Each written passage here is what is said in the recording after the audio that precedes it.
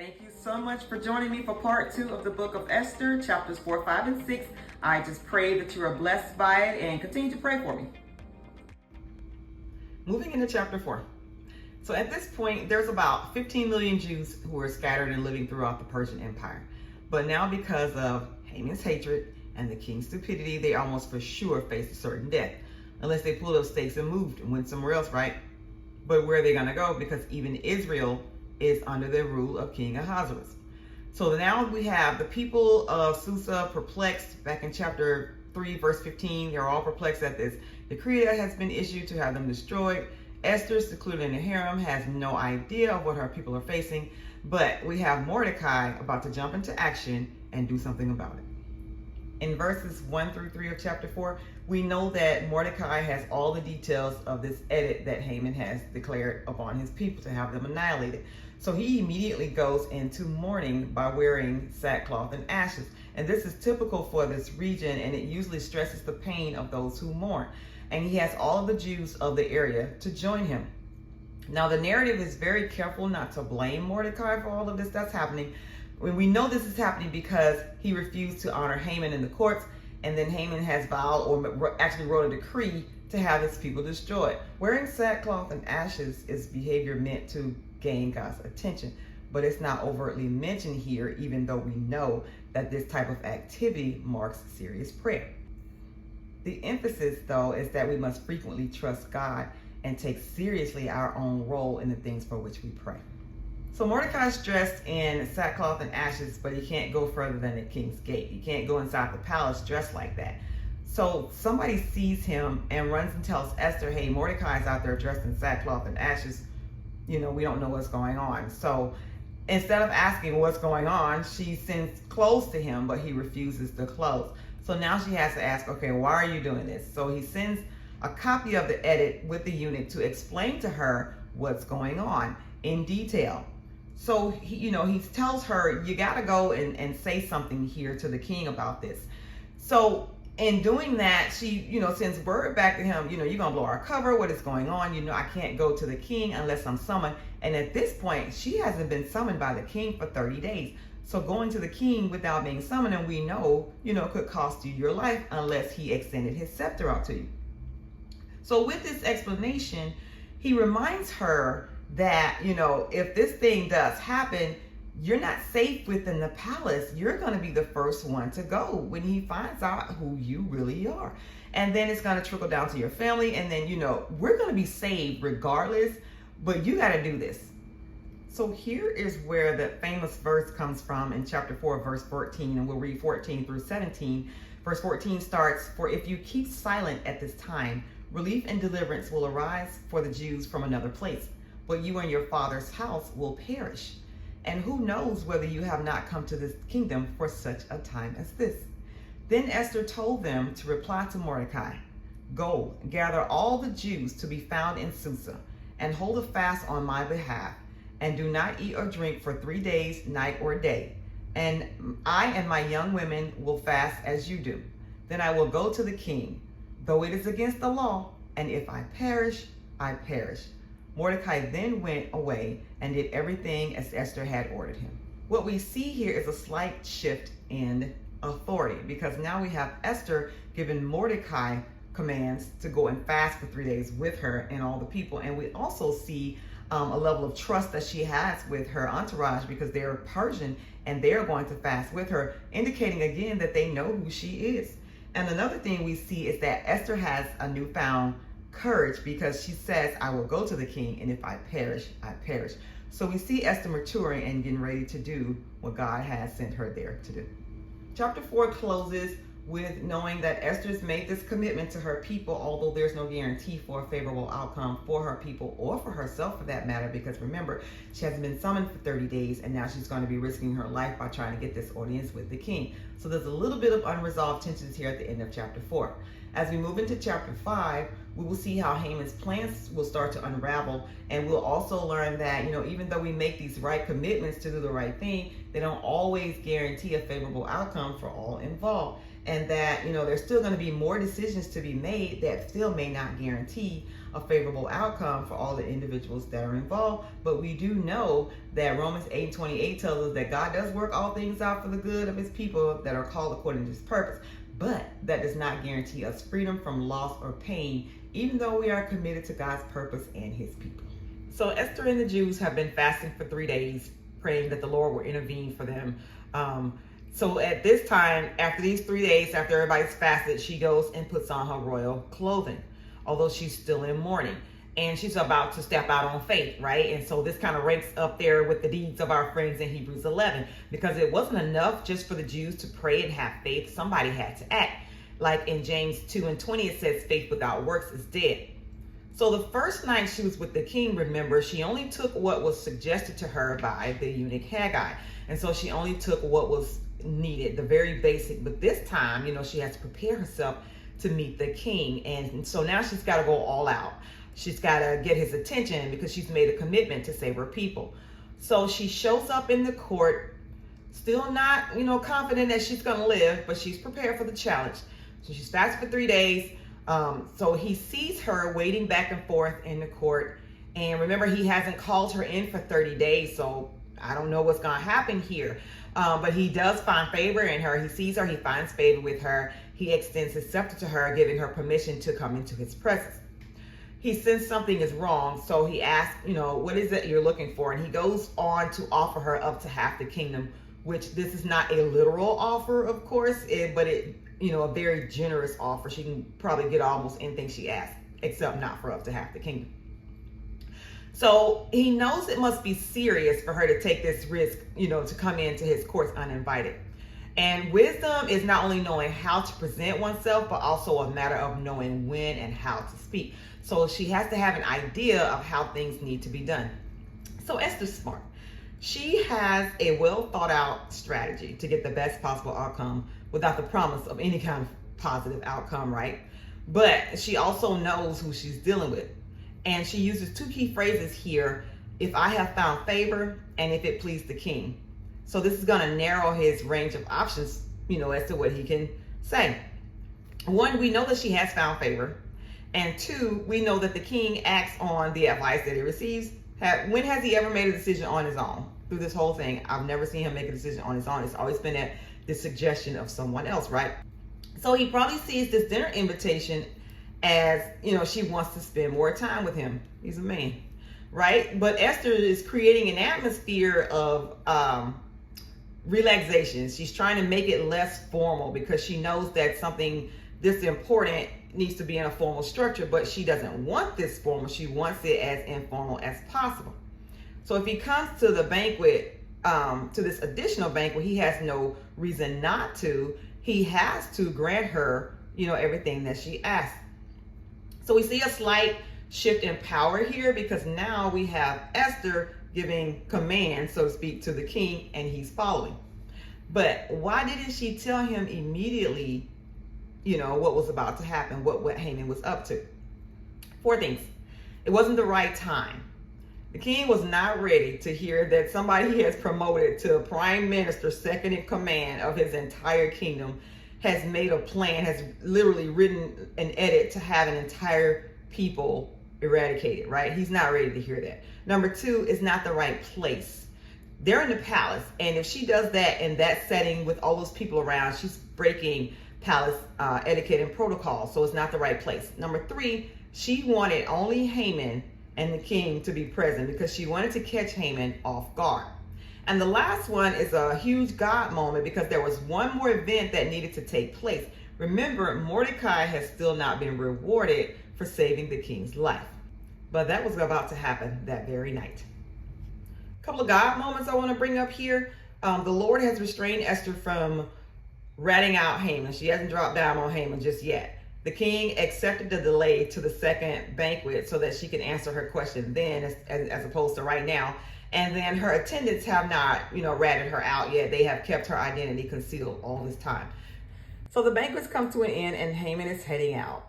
So he's all excited about all the things that he's, been through the past day or so. He's been promoted. He's been to this impromptu dinner with the king and the queen. He's gotten invited back tomorrow for another banquet with the king and the queen. So he's excited, right? But he gets to the gate, and guess who's standing at the gate? Non-compliant Mordecai. The same man who he had an issue with, that the reason why this whole thing is even happening, right? Gets to the gate, sees Mordecai. Of course, that angers him, but he manages to constrain himself, and he goes on home. So he gets home, and he calls in his wife and his 7 men, his council of 7 men, and he's bragging to them about all of his promotion, his wealth, his 10 sons, as if they didn't already know all this stuff. And the king and queen have invited him to this banquet, and he's got to go back tomorrow for a second banquet. So, he's pretty much feeling himself, but little does he know he's about to lose all of that. So instead of enjoying all of the stuff he's about to lose, he, starts to talk about Mordecai. He gets angry all over again. And so now he's telling his wife and his council about Mordecai and, the reason why he's done all the things that he's done. So they're sitting there talking, and, we got good friends and we got not so good friends. So he allows them to talk him into asking the king to have Mordecai impaled on the gallows. Mordecai has committed no crime. Why is he even entertaining this, right? So everybody's thinking the same way. He's disrespected you. There's a thing about respect, I guess. But he's allowed them to talk him into asking the king to have Mordecai impaled. And they even go as far as telling him, and he does, build a gallows that is just a stake in the ground that you're going to impale somebody on. He built it in his own front yard, and it's tall enough that everybody in the city can see it. So whomever they put up there, everybody's going to know who's being hanged on the gallows, even though this man has committed no crime. Go figure. So now we got Esther and Haman have these, well thought out plans that they have, and they're both going to sleep good tonight, right? Because they think that they've concocted the perfect plan, but have they really? So as we roll on into chapter 6, we're finally going to get to see Mordecai get his reward. And I know you've heard the phrase, today is the first day of the rest of your life. Well, if somebody had said that to Haman as he was rushing out that morning to get to the palace, they would have been dead wrong. Because what they should have told him is, Haman, today is the last day of your life. I like how chapter 6 opens with the words, on this night the king could not sleep. Because this night is the end of the day to the first banquet. So we have to get through the night and to get to the next day to the second banquet. But a lot's about to transpire between these two banquets. So on this night, the king could not sleep. He has insomnia. Could have been that, what did Esther want? Was she really going to ask for up to half the kingdom? Is he worried about finances? Because we know he went off to invade Greece and lost, and it had to cost him a lot of money, right? Did he eat or drink something bad at the banquet? We don't know. We just know it to be a God moment. So meanwhile, I'm guessing that Haman has been home erecting this ridiculously oversized stake in his yard, because remember, he's wanting to have Mordecai hanged on the gallows, so he has to be prepared right when he goes to the king and gets his answer of yes, because remember, the king hasn't said no to anything yet, no matter how good or how bad it is, right? So his choice of something to help him sleep ends up being reading the Chronicles, which is a strange choice, but again, it's a God moment. Because how many times have we tried to read something to fall, not intentionally to fall asleep, but reading makes us fall asleep. Sometimes even the Bible, guilty.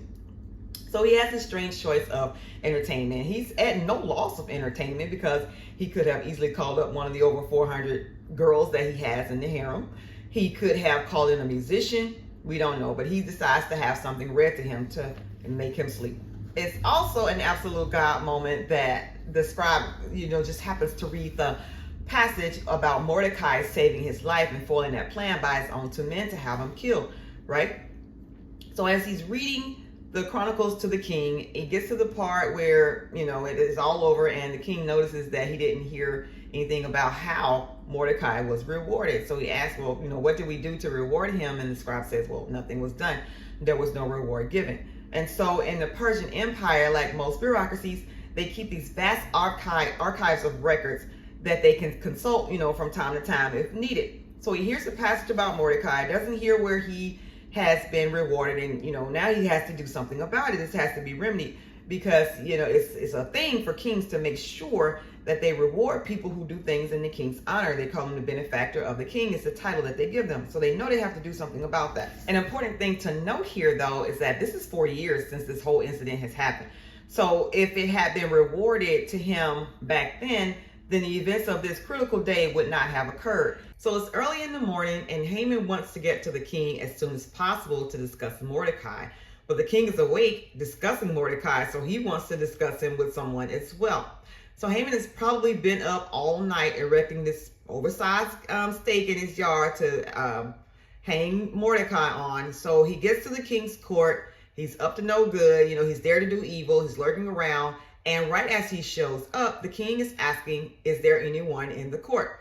And of course, they see Haman. They say, well, Haman's out there. So he calls for Haman to come into his bedchamber.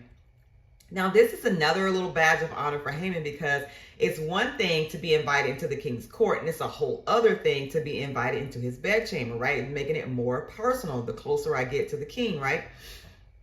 So as he's doing this, the king is going to ask him his advice on how to reward someone, which is another badge of honor before Haman, because now the king is asking me my advice, right? Instead of me suggesting it this time. But again, the king doesn't make his own decisions. He's always asking for advice or being given advice that he just always follows. So the king asks Haman, what should be done to the one whom the kings find honor? King's very vague, which is reminiscent of the time that Haman went to him to have this edit written, right? He didn't give any kind of descriptions, any kind of details or anything. He just told the king a bunch of half-truths and lies and partially, some truth to get his edit written. Same thing here. The king turns it on and he's very vague in his question. So of course Haman thinks it's him, because why wouldn't it be him? He's the number 2 man in the kingdom. It's almost like he wants to be king himself. So he names all of these things. He names the royal raiment the king has worn. He wants to, have him ride on the king's horse. He has these delusions of grandeur and pride and, no less than royal honors for himself, right? So why wouldn't he name all this grand stuff? It's almost like, he's imagined himself as Joseph back in Genesis 41, verses 42 and 43. But Haman has done nothing to deserve any of this. And again, it sounds like he wants the throne for himself. So he's so sidetracked by the fame that he didn't even ask who. Because had he asked, who, or asked for some details, then things may have gone a little bit differently. So the king does not say who. Haman does not know it's Mordecai. The king does not know their enemies. Haman does not tell the king the real situation. In Haman's mind, he's going to get double rewarded, right? Mordecai is going to see him honored by the king, and then Mordecai is going to be impaled on a stake, and then he and the king are going to go into the banquet with the queen. But little did he realize that by the end of that day, the situation would be completely reversed. He will be forced to honor Mordecai, and Esther's banquet will reveal his true intentions. And he, and not Mordecai, was going to be the one on the gallows. The king hears all these things that Haman has rattled off and listed, for the man who finds honor with the king, right? So of course Haman is thinking it's him. So the king says, cool, let's do it, and he repeats it word for word, just about for Haman to do. And then at the end he says, do all of these things for Mordecai, the Jew. I mean, how much more insult to injury can you add? How much more salt can you pour in this wound, right? So now Haman was hurrying to have Mordecai killed. Now he's being forced to show Mordecai the honor that he was trying to get out of him. He's going to have to do this for almost a whole day, parading this man around back and forth in the streets of the city, saying, thus shall it be done to the man whom the king delights to honor. The thing that I find funny here, not necessarily funny, but ironic, is that Haman couldn't even react. He could not express himself openly in front of the Eastern monarch. The only thing he can do is bow and obey. So now he's being forced to honor Mordecai, give him the honor that he was wanting himself. So he actually has to go to the gates to get Mordecai, change him from his mourning clothes to the royal garments, because remember they were still in mourning, put on the royal garments that he himself thought he was going to wear, garments that the king had actually worn. Then he has to put him on one of the horses that the king has actually ridden, one that he thought he was going to be riding, and then bestow upon him the honor of saying throughout the city as he's riding his man back and forth in the streets, this is what the king does to the man whom he delights to honor. The very honor that Haman himself has been seeking. So he had to be over the top mad. So he's done all this almost all day long. He's probably red by now from being mad. So he brings Mordecai back to his post. Mordecai simply goes back to doing what he was doing before. But Haman, poor thing, has a complete meltdown. So he's run home. He's embarrassed. Then when he gets home, he has no help from the people that sent him out to do all this stuff. He gets no help from his wife and his advisors. The very people that told him to go and pursue all these things, they're now telling him that you're never going to win against Mordecai because he's a Jew. So if you knew all these things in the beginning, why didn't you tell me then? So don't be out there listening to people hype you up to do something, and then when they see you fail, they come back and tell you, well, I knew you were going to fail. So this is quite the different advice that he got from them the first time. And you would think that after all these things have happened, that he would take heed, just cut this thing off right now. But pride will get us every time. He decides to, keep pursuing this crazy thing of having Mordecai hang on the gallows.